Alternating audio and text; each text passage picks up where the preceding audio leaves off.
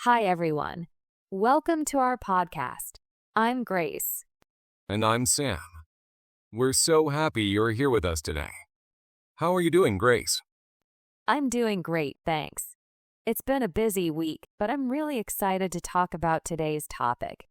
How about you, Sam? How's everything going? Oh, not bad. I've been brushing up on some new English expressions lately. It's always fun to learn something new. And today's topic is something I think a lot of our listeners will find really helpful. Absolutely. We're going to talk about something that many English learners struggle with, speaking confidently in English. Yes, so grab your favorite drink, get comfortable, and let's dive into it.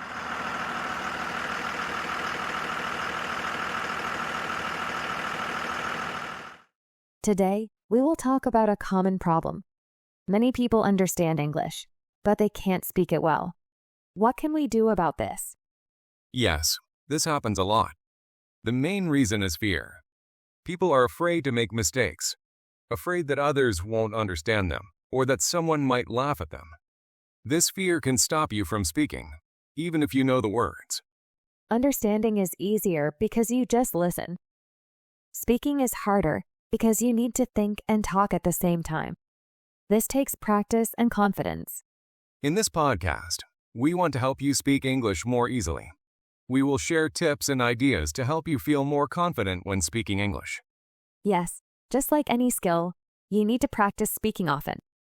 The more you practice, the better you get. I had this problem too when I was learning a new language. It was hard to speak at first, but I started small. I talked to myself, and it helped me feel more comfortable speaking. So why can we understand English but not speak it well? The main reason is that we don't practice speaking enough. We listen and read, but we don't use the language actively. It's like knowing how to ride a bike, but never actually riding it. Yes, and this is a problem because language is for communication. Without practice, our brain doesn't find the words quickly, so we have trouble speaking. Fear of making mistakes is also a big reason.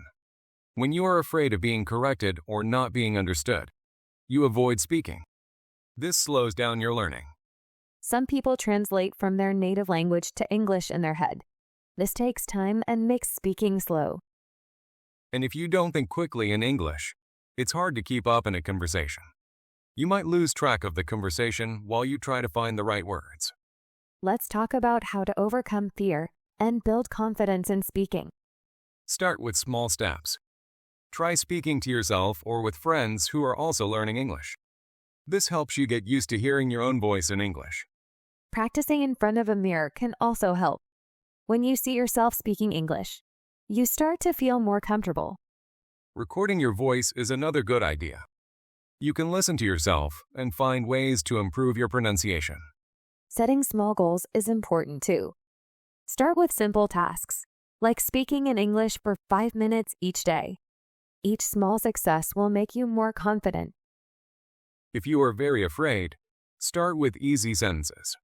As you get better, try more difficult sentences. Don't worry about making mistakes. They are a part of learning.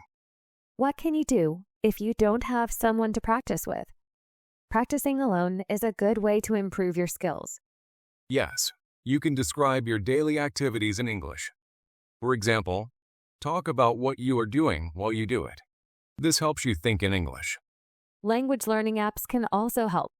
They have exercises that let you practice speaking, sometimes even with AI. Reading out loud is another way to practice. It helps with pronunciation and fluency because you are saying the words out loud. You can also talk to your pets. They're great listeners, and you can practice speaking without feeling nervous. Let's talk about imitating native speakers. This is a simple way to improve your English. Imitating means repeating what native speakers say.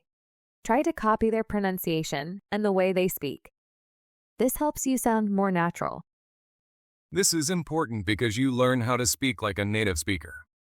You also learn slang and idioms that are used in daily conversation. Copying how actors or TV hosts speak is great practice.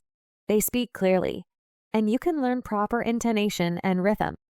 It's also a fun way to learn slang and idioms that are not in textbooks. I recommend imitating native speakers every day. Listen to how they talk and repeat after them. Now let's talk about moving from passive learning to active learning. Passive learning is when you listen or read in English without using it. Active learning is when you start using English, speaking, writing, and asking questions. This is important because it's the only way to really learn the language. Passive learning helps you understand, but active learning helps you use English in real life. For example, repeating phrases and shadowing when you repeat what a speaker says are good ways to practice. You train not only your understanding, but also your pronunciation.